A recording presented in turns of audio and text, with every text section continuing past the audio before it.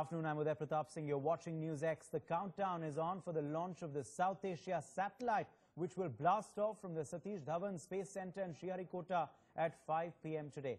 The satellite will be launched on board India's heaviest rocket, GSLV, built at a cost of around 450 crores. The satellite will bind South Asia as an information hub, providing connectivity through 12 transponders. The South Aisa Satellite, the first of its kind in the subcontinent, was earlier known as the SARC satellite, till Pakistan decided not to be a part of this grand connectivity mission envisioned and delivered by the Indian government. The satellite will predominantly provide DTH connectivity along with information exchange for disaster management, besides providing a whole host of other services like providing a hotline for information between the connected SARC countries. The South Aisa Satellite can also be used for better surveillance during terror attacks, insurgency, military coup, etc. It's a telecommunications satellite. It will help us in having telemedicine. It will help us in having direct-to-home broadcast. Apart from India, the rest of the SAARC countries will also get benefit out of it. The successful launch of this satellite will tell us that we are once again proved that whatever technology we have, that is going to happen again and again. It is not that we just do it for once for our own sake, but we are doing it commercially in the coming years also. So it will be, but we are doing it commercially in the coming years also. So it will be a great boost to the commercial wing of the ISRO. Pakistan is now on a binge. They have lost their senses. They have lost their mental GPS. They don't know where they are going. They are going for destruction. So therefore, these small things are not going to have any effect. What needs to be done is that Pakistan has to be taught a lesson. When Narendra Modi ji had become Prime Minister, he had spoken about this possibility that why can't SAARC nations benefit from common technology. And India has demonstrated that yes, it is ready to do whatever it can for SAARC humanity, because we have been talking about SAARC, but there was a need to take them together along. And we hope that this is going to send right message to everyone in SAARC countries that India will play the role which is expected from it. Yes, I think South Asian countries will also get benefited, and that is a very good thing, that the scientific development should reach as many countries, as many people as possible. And ISRO is doing an excellent job. Unlike in other countries where the research and development is given to private sector, the ISRO is being encouraged by the government. And here we should try to spend more amount of money and get good result from it.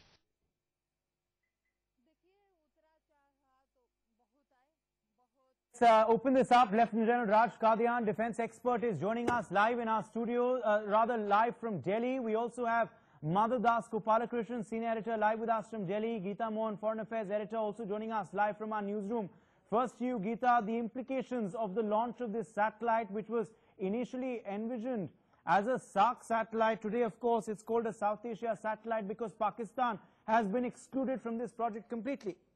Well, that's right. While in many ways, we see Pakistan absolutely isolated from this entire initiative, it is a very important initiative for South Asia, where Prime Minister Narendra Modi spoke about development for one and all. All countries' prosperity means that a prosperous South Asia, and is the reason why communication networks are important. India would be on a hotline with all these countries and vice versa. There is going to be a lot of cooperation in terms of communications, technology, but also remember what this is going to be is a knowledge center for all countries in South Asia. And it is a pity that Pakistan, for all the problems that it has had in the past with regards to India's initiative and the fact that it's a satellite program, is not a part of the biggest and one of the most important initiatives in South Asia to ensure that in terms of communication, in terms of technology, and in terms of knowledge, that all these countries are one and work in unison. And hence, while on the one hand, Pakistan might give its own reasons, the fact is that in many ways than one, with all the concerns that not just India but various other countries have had with regards to Pakistan, this is coming together of all those countries in South Asia that sans Pakistan. Absolutely. In fact, also with us is Madhav. Madhav, before I come to you, Lieutenant Kadian, I just want to quickly join Madhav for the implications of this satellite.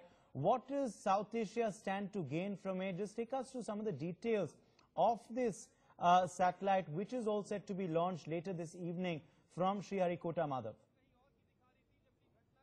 Well, in terms of technology, what I can tell you very clearly is that it's about a 2-ton satellite that would in fact provide a huge footprint for all our neighbors in South Asia. It's been seen as India's gift in the terms of television, in terms of actual broadcasting of DTH and several such other applications like tele-education or in fact telemedicine. All of these practical applications are there when it comes to such a satellite's use, which can greatly help in development as far as all of our neighbors are concerned. But we must look at it from a different perspective also. It's not just about the technology. It was one of the first announcements that was made as far as the SAARC focus, as far as India and Prime Minister Modi's vision for SAARC is concerned, and thereby it was being seen as India's gift to its neighbors. Now, Pakistan, with its own space agency, SUPACO, wanted to jointly develop this with the Indian space agency, ISRO, because their fear was that this would give India an unnecessary handle or an eye over their activities there in Pakistan. And that's why, despite, number of efforts that were made,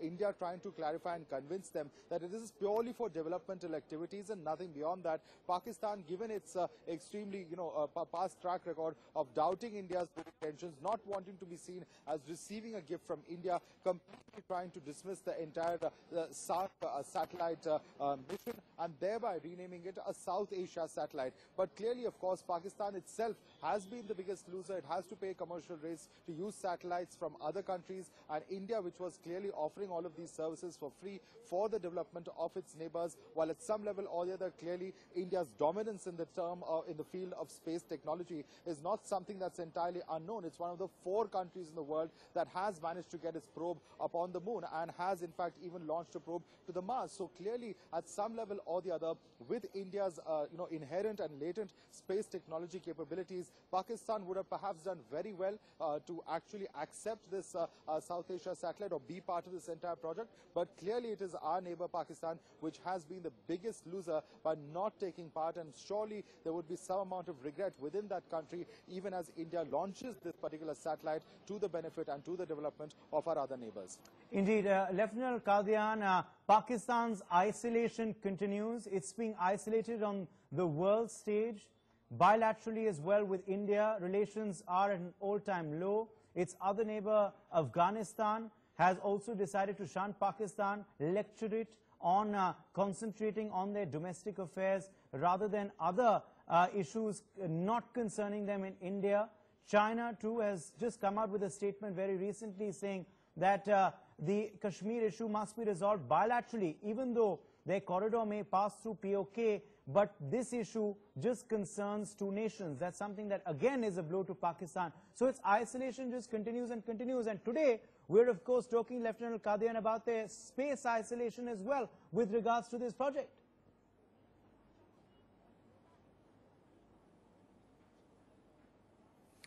Absolutely. The benefits of launching this or gifting this satellite to the SAARC countries, less Pakistan, are many. One, of course, it proves our technological superiority, which we didn't need to prove after we have reached Mars at the lowest possible cost in the world. It is also a very good gesture as a part of goodwill to the small neighboring countries. We are actually acting like a big brother, and what Prime Minister Modi has been saying, sabka vikas, sabko saath leke. So everybody is together. And the third part, as you're saying, is it helps in further isolation of Pakistan. Pakistan was already isolated when the SAARC meeting took place. All countries boycotted it. They did not go to Pakistan. But this is yet another proof. Pakistan cannot reconcile to the fact of accepting a gift from India. they are not able to live with the fact that India is a bigger country, India is a superior country, India has better development facilities and progress being made in various fields, but that is Pakistan's problem. The other countries have welcomed this gesture, and it is a very good part, both politically, psychologically. We are able to get these countries together and help further isolate Pakistan, and therefore take counter-terror measures indirectly, which we have been always wanting, and all these countries, some of them at least, have been victims of it, including Bangladesh. So I think overall it is a great benefit, India gifting the satellite. Of course, the other benefits that it will improve communications, it will spread of education, it will also help in things like weather forecast and all. People will be forewarned of any cyclone or any other natural disaster that can be foreseen by satellite. So I think in many ways it's a good gesture made by India, and this is in line with the Prime Minister's policy of taking everybody along, not only within India but also in the region. I think India deserves a well done on this. Absolutely. Quickly getting in Geeta back onto the broadcast. Geeta, how really did Pakistan's exclusion happen in this project? Just take us through the backdrop. Well, initially when the entire initiative was proposed by India, there were two countries that opposed to the idea of a SARC satellite that is initiated, and the entire program is carried forward here in India, and which were Afghanistan and Pakistan are there. Afghanistan had a problem with the agreements but later came on board. Pakistan certainly, like Madhav very rightly pointed out, wanted it to be a joint program rather than one that is initiated and completely carried out by India alone. And their justification, and they stand by it, is that they did not want a satellite that could really easily look over the kind of goings on within Pakistan, and they thought that India could use it against Pakistan's interest, is the reason why they wanted to stay out of it. But acknowledge and realize this, Uday, in this whole entire gamut of South Asian politics, that Pakistan, while on the one hand wanted to show India down, has been left out in one of the most important ventures in South Asia of all these South Asian countries coming together on communication and technology and on knowledge. And in that, Pakistan has been isolated or has been left out. It is going to be Pakistan's loss for not being in this entire program, but the reasoning that Pakistan had given was one that matched their own self-interest and Pakistani interest, where they said that they did not want a program that was solely based out of India and was being carried out only by India. Absolutely. Well, in fact, quickly getting back Madhav as well onto the broadcast. Madhav, apart of course from the the regional dynamics of Pakistan's exclusion, surely this is yet another feat for India in terms of our space technology, in terms of our prowess vis-a-vis, our satellites. Our scientists have achieved a lot in these last few years. And as Lieutenant Raj Kadian was saying, it's about India truly exemplifying Make in India. This is a Make in India satellite that's catering to all of South Asia. It's a phenomenal concept that will, become reality in just about 50 minutes. Well, yes, and when we talk about government-controlled institutions in India, there's normally a sense of a dreariness when it comes to their functioning. But one thing I can very clearly say is that our space scientists in ISRO have proved that they're second to none. They have made 1.25 billion Indians proud every time with their achievements, from landing the Indian tricolor on the moon about 7 or 8 years ago to, in fact, the cheapest mission to Mars that has ever been made, launching the largest number of satellites just a few months ago, you'd remember, and now of course this, which really of course not just dominates or sort of shows India's prowess as far as space technology is concerned, but also at the end of the day, if we are a large country in this neighborhood, why not let our technical capabilities benefit our neighbors? And that's clearly been the thought process of the highest level of governance, the Prime Minister no less. On the other hand, you have, for instance, Pakistan's own space agency, which is a space and upper atmospheric research company, which of course, its own prowess is known to all, nowhere in comparison with ISRO. Clearly, of course, Pakistan, which wanted to try and access India's technology by proposing a joint development program as far as the satellite is concerned, has not managed to get its way, and rightly so. When India was willing to provide it with this particular technology, it completely refused it, and now Pakistan, of course, as you rightly put it, is the biggest loser in this entire program. Clearly something that could have drastically revolutionized or changed the entire broadcast industry, the way DTH is received, the way, for instance, VSATs, which have multiple applications in communications, from computer and internet connectivity to being used at ATMs, any number of such connectivities and uses that VSATs have even in remote parts of the country. And that's clearly why Pakistan itself has perhaps been the biggest loser in this entire project. But certainly, as General Raj Kadian very clearly put it, this is one on which our scientists and India certainly needs a pat on its back for. Absolutely. Well, in fact, we have scientist Raj Kapoor also joining us on the panel to build up to this historic moment. Remember that liftoff is at 4:57 p.m. We are, of course, live. We're building up to that big launch. We'll be back in just a bit with lots more with coverage of the build-up to the launch of the South Asia Satellite, a pioneering effort by India, of course. And, you know, the prowess is brilliant of our space scientists, isn't it, Lieutenant Kadian? We'll just try and get back R.C. Kapoor. Okay, R.C. Kapoor is there with us. Mr. Kapoor, can you hear me? Yeah, I can hear you. Okay. You know, I want to come straight across to you, sir. You're an eminent scientist.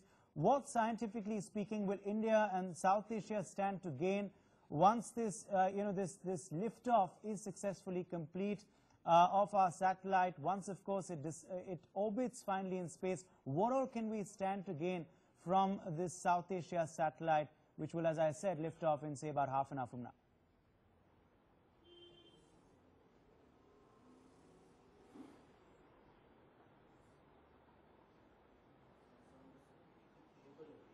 Mr. Kapoor, that question was for you, sir. Yeah. Yeah, hello. Go ahead.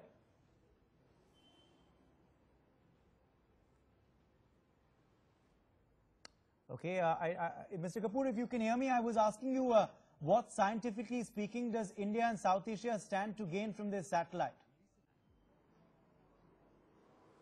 It's a remarkable occasion when a cooperation is going to take place among the few South Asian countries. Originally, it was to be a SARC satellite, but with Pakistan opting out, now there are total 7 nations, and these are all members of the SARC. There is going to be a great cooperation among all these countries, and it has been the great desire of the Honorable Prime Minister, and that he expressed in 2014, and since then there has been a program going on to build a satellite for South Asian countries, and to specifically cater to their various needs in communication and direct-to-home service, as well as disaster management, because advanced information on cyclones, earthquakes, tsunamis, and floods, etc., is always required. And there are going to be on this satellite 12 transponders. These transponders affect communication channels, and there is a dedicated transponder for each nation. So they have their own dedicated ground stations also, because all these countries have their own space programs also, but they will be independently tracking and using their transponders. So this is one of the very nice things, and it's going to be a great example in regional cooperation. And of course, it is also GSAT-9 satellite, and it has a Gagan payload, because that will be used for in navigational tracking and information. It will give right up to the level of 3 meters only, and therefore the aircraft that land in rough weather will be able to use this system. And the mission life is about 12 years, and today's launch we are expecting with very high hopes, because it's a GSLV Mark II rocket. It's a 49 meters tall rocket, and there is a cryogenic So a lot, stage. that of course stands to be gained from this satellite, as you're pointing out, Mr. Kapoor, from information technology sharing to of course better connectivity, advanced surveillance system for disaster management, but also surveillance during terror attacks, insurgency, military coup, etc. And of course, Lieutenant General Raj Kadian can better share his perspective on that. But we're just going to take a very short break. Our continuous coverage on this story continues up. Countdown is on for the launch of the South Aisa Satellite, which will blast off from the Satish Dhawan Space Centre in Sriharikota at 5 p.m. today. That's just about half an hour from now. The satellite will be launched on board India's heaviest rocket, GSLV, built at a cost of around 450 crore rupees. The satellite will bind South Asia as an information hub, providing connectivity to 12 transponders. The South Asia Satellite, the first of its kind in India, in the subcontinent in fact, was earlier known as the SARC satellite, till Pakistan decided not to be a part of this grand connectivity mission envisioned and delivered by the Indian government and the Indian Space Research Organization, ISRO. This satellite will predominantly provide DTH connectivity along with information exchange for disaster management, besides providing a host of other services like providing a hotline for information between the connected SARC countries, now of course excluding Pakistan.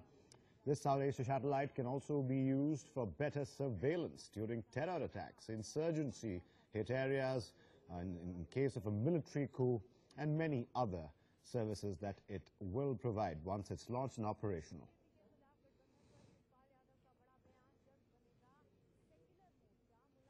We're being joined right now by a scientist, Mr. Raj Kapoor. Also with us is General Raj Kadian. He's a defense expert. Mr. Kapoor, I'd like to start with you, if you could. Just enlighten our viewers. We already told them what host of services will be provided successfully once this South Asia satellite is launched. Just tell us a bit about the kind of technology that goes behind this, the kind of activities that will be benefited. We already mentioned this will be very useful as far as tracking and surveillance is concerned, but the primary objective seems to be increasing and improving connectivity between the SARC countries. What goes behind such a massive launch? See, ISRO's scientists are very highly dedicated, and I think it's the third generation running. More than 50 years ago, ISRO came into being. It was in CUSPAR, Indian National Committee on Space Research, and whose descendant is ISRO. Now, it's all Indian scientists. They were educated here only. And in the third generation, we have already seen their achievements. And the most shining example has been the Mars orbiter mission and successful placement of the satellite around Mars in the first attempt itself. That's a remarkable thing. After that, we have had many more successes. And today, there are two major things of interest to us. One is that it's a GSLV rocket that is going to launch the satellite in its appropriate orbit. The second thing is it's a first ever such a cooperation of India with its neighbors. And it's perhaps that's the most beautiful part of it. And the original idea of the Honorable Prime Minister is going to take shape today. And we are very sure that GSLV Mark II rocket is going to function wonderfully. It has had 11 flights, and today's flight is 4th consecutive flight of GSLV Mark II. And this has got a cryogenic upper stage. Right. So that also we are going to see its functioning. Okay, Mr. Kapoor, stay on with us. I also want to go across to my colleague Geeta Mohan, who's joining us right now. Geeta, this is a unique kind of diplomacy if you look at it from that perspective. This is being touted as the Prime Minister's diplomatic gift to the other SARC countries, of course excluding Pakistan, that refused to be part of this. This is a new kind of diplomacy we're looking at right now, and it'll be watched very closely today from the Prime Minister's office as well. This cannot fail today. This has to be a successful launch because a lot is riding on it. Well, Indeed, Athar, a lot is indeed riding on this one launch, and it is one of India's major components when it comes to India's soft power policy. We do know that education and development, communication technology are all various means of soft power policy of any government, and India has put all of that together, Athar, in this one form of ensuring and allowing all the South Asian countries to not only communicate, not only share information and technology, but also becoming and making this a knowledge hub for everybody to share knowledge amongst each other in the South Asian region. There were concerns that Pakistan had, and so did Afghanistan in the initial stages of this entire proposal by India, Athar. But it seems like Pakistan has been left out of a program that is beyond just the bilateral bickerings that we see between India and Pakistan, that it is a bigger idea of how each country has to develop, has to ensure that there is growth in terms of communication, technology and knowledge for South Asia as a region to prosper. And that's where Prime Minister Narendra Modi's entire idea came from when he spoke about Sabka Saath, Sabka Vikas, and brought it to a level from just a domestic issue to making it a regional issue, ensuring that South Asia comes together on that front. And really on that front, we see, it seems like right now, while there are concerns given that it's a satellite and Pakistan Pakistan's explanation, Athar, was that a satellite can be used against Pakistani interests. But the fact is that it's an initiative that has to do with beyond the internal or the bilateral bickering, and Pakistan certainly seems to be losing out on this one initiative where every other South Asian country is on board. Right, stay with us. General Raj Kadyan, this is also a very unique launch in the sense that usually we see whenever there is a launch, whether it's a satellite or a rocket, the media is present. This time around, there's a little opaqueness that everyone has noticed. There is no media present. It's a very secretive launch.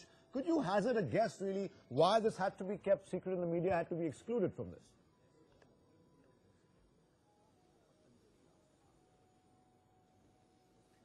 The satellite, of course, has many aspects. One is, of course, Dr. Kapoor has mentioned, it is yet another feather in the cap of our scientists. It is very early in our independence that the leaders had shown the foresight and we had raised the ISRO, Space Research Organization. And this is one field where Pakistan practically is zero. I mean, not that we are in competition with Pakistan.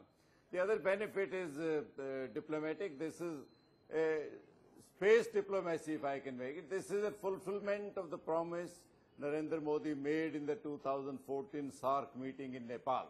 And he's lived up to it. This is taking the entire region along, playing the goodwill big brother's role.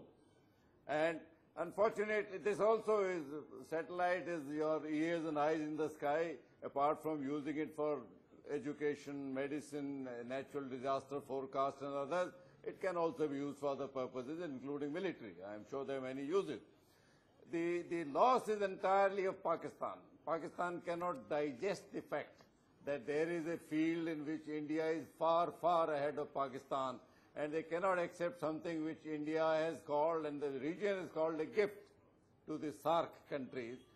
The unfortunate part is that this would have been a great benefit to the Pakistani public.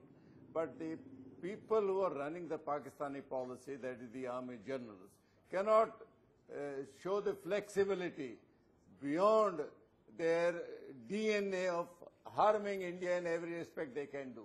They are still stuck on the aspect of grabbing Kashmir, having lost 3 wars, having lost a futile proxy war for the last nearly 27, 28 years. They are still hoping that they will be able to internationalize the issue. The latest is they're riding the Chinese horse, who have pumped in $54 billion, and Pakistan is hoping. In fact, last week there were media reports in China that China will mediate into the Indo-Pak disputes, but very promptly it was denied by the Chinese government. India's stand is consistent. Issues between the two countries can only be sorted out bilaterally. It has been agreed in Shimla, it was agreed in the Lahore Declaration. Pakistan better reconcile to it and join India in programs where their public can also benefit. Otherwise, they are retarding the progress rather than going ahead when the world is marching fast. Now, General Qadian, but Pakistan is General Qadian, one of the even important aspects, retreating once this is operational, is going to track insurgency in insurgency-hit areas within the boundaries of India. We understand this will be used in anti-militancy operations as well, once it is up and functional. How improved do you think will, or how augmented do you think will counter-insurgency operations be once the satellite is up and functional and operational? And how exactly are we going to track movements there? Is it actually going to augment it the way we hope it will be?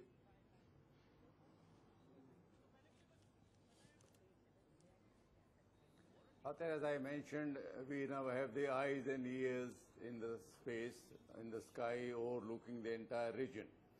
In operations, forewarned is forearmed, so that you should not be taken by surprise, whether it is a conventional kind of a scenario or a militancy scenario. You can detect even very small party movement. That's a great advantage, and India, I am sure, will be able to make use of it, apart from the other benefit that we listed out. So you have a live camera of 24 hours, 365 days in the sky, and it will keep giving you information that you need. It is up to us what use we want to make of it, and I am sure I mentioned the strategic advantage. This was the reference I had in mind, that we will be able to use it to tackle the problem that we are facing on the western border. All right. So it's a great advantage, and I think a very, very good step taken by India, apart from taking the regional countries along. It will also going to be a great benefit to us in the problem that we are saddled with by our recalcitrant western neighbor. All right, I will go to Raj Kapoor one more time. Mr. Kapoor, what other benefits does India get once this is operational? Of course, this is one of the heaviest rockets. The geosynchronous satellite launch vehicle is known as the naughty boy of ISRO, if I'm not incorrect, and correct me if I'm wrong here. Do you believe that the other perceived benefits, like primarily providing DTH services and boosting communications as well as intra-communication between the SAARC countries as well, what else can this give to the member countries, of course, apart from Pakistan and India as well? Certainly, most of what I wanted to say, you have already said it. So, most important thing is that it's a civilian purpose satellite, but its outcome can be used by the security forces also. In terms of navigation, we are going to get a very accurate navigational system, and that can guide the aircraft to the accuracy of within 3 meters, which is very important precision, because in rough weather and in difficult landing conditions, your aircraft can land. And of course, apart from that, it is a goodwill that we are spreading all around us. We are smiling with our neighbors, which is a wonderful thing.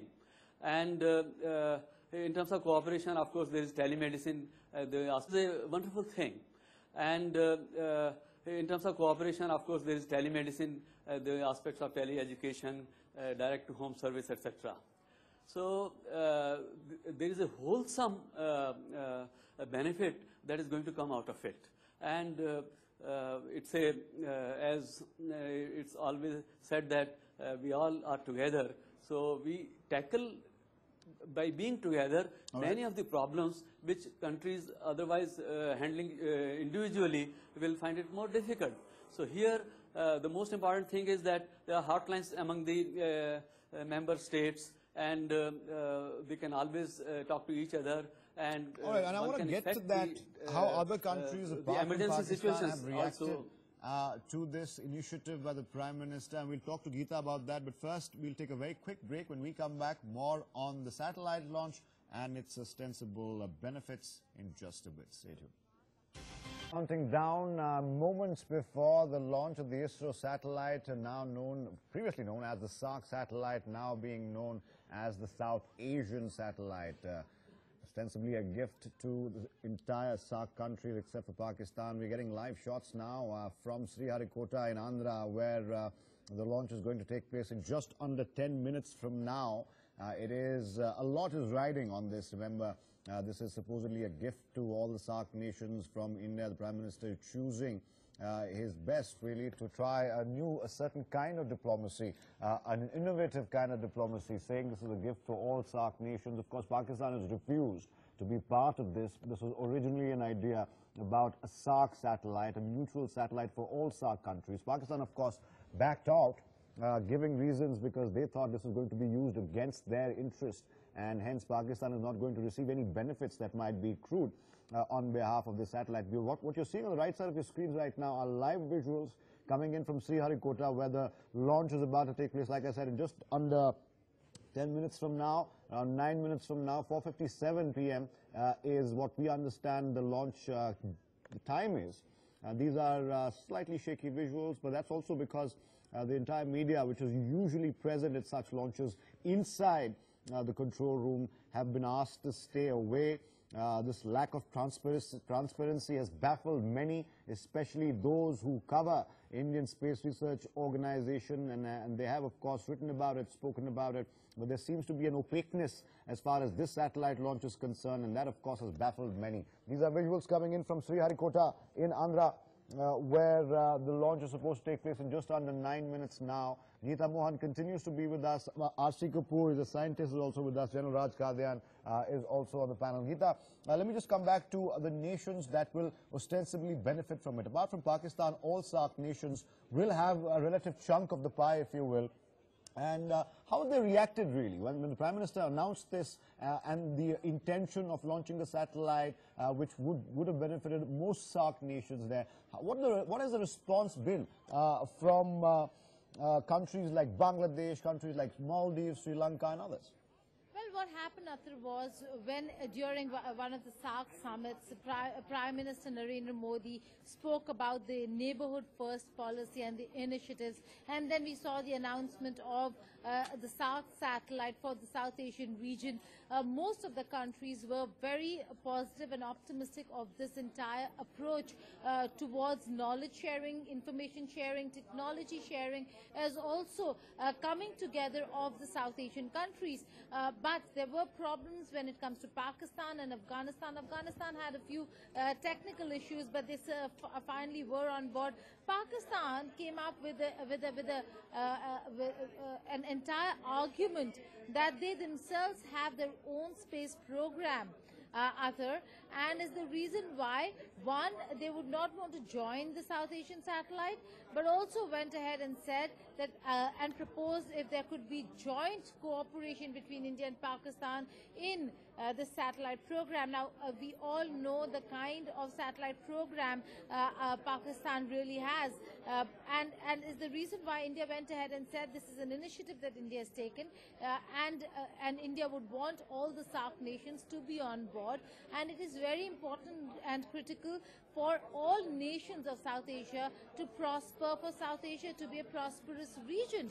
But Pakistan didn't seem to see sense or reason in that entire argument of India, and hence opted out, has not been a part of this entire gambit of technology information sharing in South Asia region. But this satellite certainly is going to be one which is going to enhance and help all the countries in ensuring that there is forward movement and prosperity in the region when it comes to knowledge and technology and information sharing. And Pakistan certainly, Athar, when it comes to the South Asia region, will be left out of this one forward movement and a very important initiative at that, for South Asia to start working together in unison in this important sphere called information technology and information sharing. Clearly, there are other uses as well. General Kadian, we mentioned how disasters can be tracked, and help getting to disaster areas is going to be enhanced by the information that this provides. Remember, this has 12 transponders, and it is going to ultimately result in this becoming an information hub for the entire South Asia, especially all the SAARC countries, and that's going to be something that is priceless in this day of modern communications and satellite technology.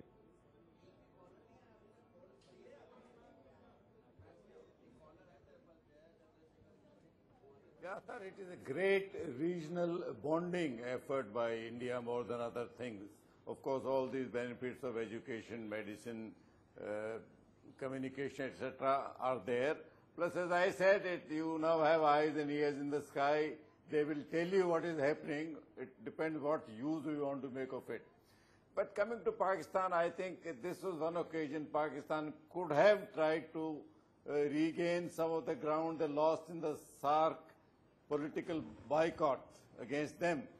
But it's a very short-sighted policy that they again kept away. In fact, this is one occasion they have isolated themselves rather than India trying to do it.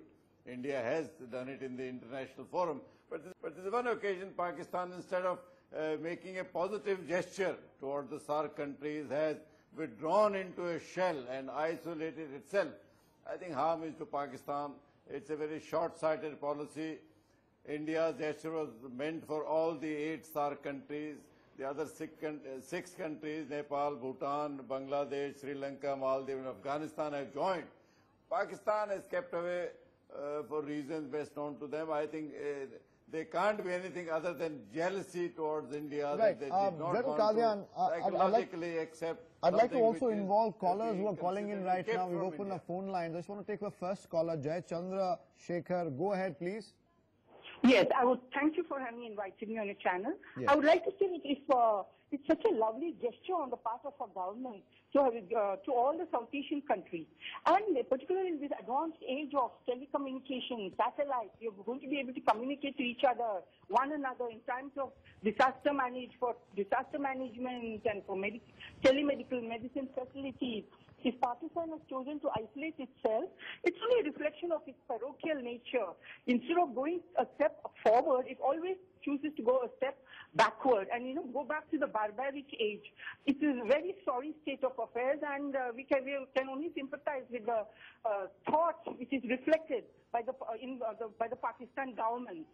All right. Thank you for calling in, Jai Chandra Shekhar. There, callers can call in and let us know what they think of the latest GSLV launch. This, of course, is happening as we speak. On the right side, the top right side of your screen is the camera angle, which will give us the launch, of course, and we've made sure that camera is right there. And I think in less than 5 minutes, the launch is supposed to happen, and we will, of course, get you a blue-by-blue account of what's happening right now, plus the visuals of the launch from the Sriharikota Satish Dhawan Research Centre in Sriharikota in Andhra. This is going to be a satellite launch, which of course has been in the process of getting to where we are for a long time. It costs, remember, 450 crore rupees.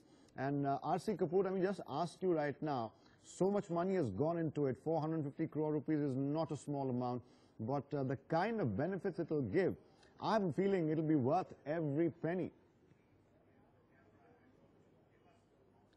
Yeah, 450 crore rupees looks like a big sum, but the gain is not just in terms of monetary measures. The gain is from the diplomatic side also, and it enhances a great cooperation between the participating countries. And they are all going to benefit from it, and it's only a matter of a few minutes when the rocket is going to start ignition, and then liftoff takes place. And in 25 minutes, it will be, we'll know where exactly it has placed the GSAT-9. And the benefits already we have been talking about in terms of telecommunication and the general good of the population of each participating country. See, telemedicine and teleeducation, you can see that these are the most important things that any society needs. And here there is going to be hotline among the all participating states. So there is a communication which is much faster. Obviously, there is a the entertainment side to it also, direct to home services, and through them so much can be done. The possibilities are endless, and this is just the beginning. This is South Asia Satellite. In fact, I'm sure one day one day our neighbor is going to realize what they have missed, and they will also join in perhaps the next attempt. All right, we can always hope there, but the kind of reaction we've gotten from Pakistan, of course, doesn't look like they're too happy with this particular launch. They don't want to be part of it. Perhaps, and this would be an educated guess, they would try and launch their own version of the satellite very soon. It usually happens. Whatever India does, Pakistan tries to emulate and follow. But as far as Pakistan's objection to this was concerned, Geeta, they of course had labelled security concerns for their own nation. And that of course is clearly because of the prickly relationship that Pakistan enjoys, especially recently with India. And they of course felt that this could perhaps have compromised their security as well as tried to somehow be invasive into what was happening inside their country. Now, those fears would have been unfounded because India doesn't really snoop on its neighbors, except for, of course, those who are not friendly to us. But they're missing out on a big deal here. They're the only nation within the SAARC formulation that has not either given their okay to this or been participative in this. And this, as R.C. Kapoor said, they missed out on a large and a huge opportunity to step forward, take a big step forward in the new century with India and all its neighbors. Well, that's right, Athar. Why would Pakistan, I mean, let's put it in black and white. Why would Pakistan really be on board a space program or a satellite program that has been initiated and is going to be carried forward by India? One, they would not want India to get that credit. Secondly, yes, they might have their own issues with regards to a satellite program, but look at the argument that they place in front of the South Asian countries, that they have a satellite program that already exists and an active one at that, and is the reason why they don't want to join this bandwagon. But then remember, Afghanistan and Sri Lanka also have their own satellite communication system, which are up and working. Sri Lanka and Pakistan got their satellite programs, and the satellites are up and working with the help of China. Afghanistan got its satellite program with the help of India, and we also have learned that Bangladesh also has its own communication satellite program that would be up and running in some time from now. Despite that, all the countries coming together with one transponder for each country is only so that there can be better communication and technology sharing amongst all South Asian regions. So Pakistan's entire argument falls flat, that they already have a satellite program and is the reason why they don't want to join the bandwagon. The problem is with the fact that Pakistan has a huge trust deficit, and